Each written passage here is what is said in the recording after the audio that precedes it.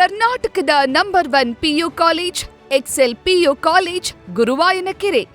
ಇವತ್ತು ದ್ವೇಷ ಭಾಷಣ ಮತ್ತು ಆ ರೀತಿ ನಡ್ಕೊಳ್ತಕ್ಕಂಥದ್ರಲ್ಲಿ ಇವತ್ತು ಬಿಲ್ಲು ಕ್ಯಾಬಿನೆಟ್ಗೆ ಬಂದಿದೆ.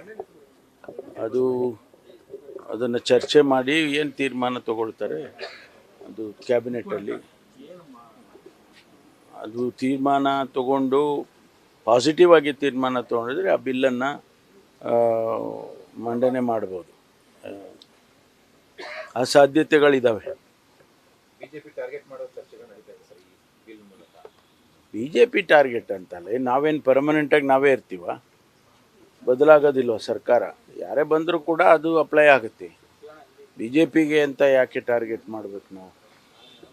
ಯಾರೇ ಆಗಲಿ ಅಲ್ಲೇನು BJP ಅಂತೇಳಿ ಯಾವುದೇ ಶಬ್ದ ಬರೋದಿಲ್ಲ. ಅದರಲ್ಲಿ ಪಕ್ಷ ಯಾವುದು ಕಾಂಗ್ರೆಸ್ಸು BJP ಜನತಾದಳ ಅಂತ ಬರೋದಿಲ್ಲ. ಪ್ರತ್ಯೇಕವಾಗಿ ಕಾನೂನು ಮಾಡುವಂತ ಅಗತ್ಯತೆ ಏನಿತ್ತು ಇದೆ ಅಂತಾನೆ ಮಾಡಿದೀವಲ್ಲ. ಅಲ್ಲಲ್ಲ, ಈಗಿರೋ ಕಾನೂನು ಇನ್ನೂ ಭದ್ರ ಮಾಡಬೇಕು ಅಂತ ಮಾಡ್ತಾ ಇರ್ತಾರೆ. ಕೆಲವು ಪ್ರೊವಿಷನ್ಸು ಅದಕ್ಕೆ ಆ್ಯಡ್ ಮಾಡಿದ್ದಾರೆ ಅಷ್ಟೇ.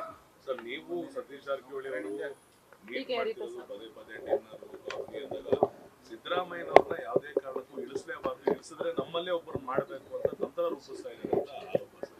ಯಾರು ಮಾಡಿದ್ದಾರೆ ಆರೋಪ?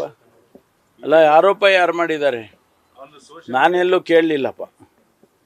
ಯಾರು ಆರೋಪ ಮಾಡಿ ಸ್ಪೆಸಿಫಿಕ್ ಆಗಿ ಹೇಳಿದರೆ ಅವ್ರ ಮೇಲೆ ಉತ್ತರ ಕೊಡ್ತೀನಿ ನಾನು. ಪಕ್ಷದೊಳಗೆ ಚರ್ಚೆ ಅಲ್ಲ, ಈ ಊಟ ಮಾಡೋದು, ಜೊತೆಯಲ್ಲಿ ಓಡಾಡೋದು, ಮತ್ತು ನಾವು ಜೊತೆಯಲ್ಲಿ ಟ್ರಾವೆಲ್ ಮಾಡೋದು, ಅದೇ ಒಂದು ಆತಂಕ ಸೃಷ್ಟಿ ಮಾಡೋದಾದರೆ ಭಾರತೀಯ ಜನತಾ ಪಾರ್ಟಿಗೆ ಇನ್ನೂ ಜಾಸ್ತಿ ಮಾಡ್ತೀವಿ. ಅಲ್ಲ, BJP ಅವ್ರಿಗೇನು ಆತಂಕ ಇಲ್ಲ ಸರ್, ಕಾಂಗ್ರೆಸ್ ಅವ್ರಿಗೆ ಸ್ವಲ್ಪ ಆತಂಕ. ನಾನು ಅದಕ್ಕೆ ಕೇಳಿದ್ದು ಅವರಿಗೆ.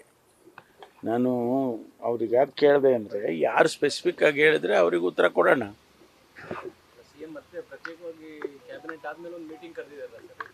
ಅಧಿವೇಶನ ಸಿದ್ಧತೆ ಬಗ್ಗೆ ಸಚಿವರು ಸಭೆ ಕರೆದಿದ್ದಾರೆ ಸರ್. ಇವತ್ತು ಸಿಎಂ ಕರೆದಿದ್ದಾರಾ? 4 ಗಂಟೆಗೆ ಕರೆದಿದ್ದಾರೆ. ನನ್ನನ್ನೇನು ಕರೆದಿಲ್ಲ. ಅಲ್ಲ, ನಮ್ಮನ್ನೇನು ನನಗಿನ್ನೂ ಮಾಹಿತಿಗಳು ಬಂದಿಲ್ಲ. ಏನಾದ್ರು ಕ್ಯಾಬಿನೆಟಲ್ಲಿ ಏನಾದ್ರು ಹೇಳ್ಬೋದು. ಹೊಸ ಸಂಪ್ರದಾಯ ಅನಿಸ್ತಾರೆ. ಬೆಳಗ್ಗೆ ಸೆಷನ್ಗೆ ಮುಂಚೆ ಸಚಿವರುಗಳು ಪ್ರತ್ಯೇಕವಾಗಿ ಕರೀತಾ ಇರೋದು, ಅದು ಅವರ CLPಗಳು ನಡೀತಾ ಇತ್ತು.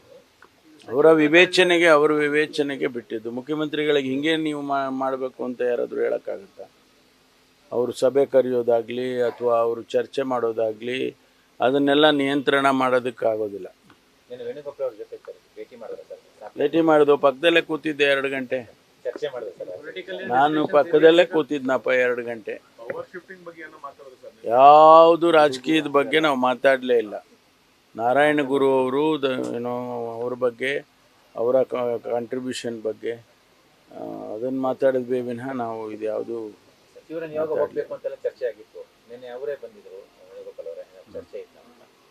ಸಚಿವರ ನಿಯೋಗ ಹೋಗಬೇಕು ಅಂತ ಎಲ್ಲಿ ಬಂದಿತ್ತು?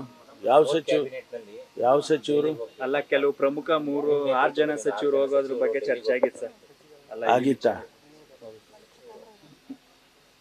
ಅಲ್ಲ, ಅವರು ಇಲ್ಲೇ ಬಂದಿದ್ರಲ್ಲ.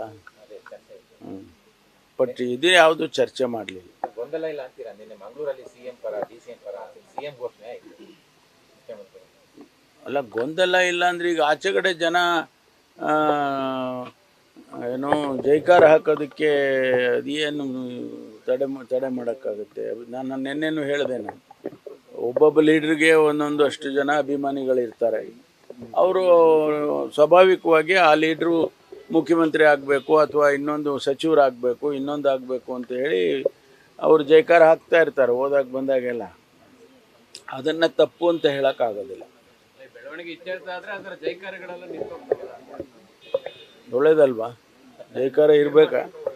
ಪರ್ಮನೆಂಟಾಗಿ ಜೈಕಾರ ಇರೋಕ್ಕೆ ಸಾಧ್ಯ ಇಲ್ಲ, ನಿಂತೋಗುತ್ತೆ. ಅದು ಸಮಸ್ಯೆಗಳ ಬಗೆಹರಿದ್ರೆ ಅವೆಲ್ಲ ನಿಂತೋಗ್ತವೆ. ಓಕೆ, ನ್ಯೂಸ್ ಫಸ್ಟ್ ನಿರ್ಭೀತಿಯಿಂದ ನಿಮ್ಮ ಪರವಾಗಿ.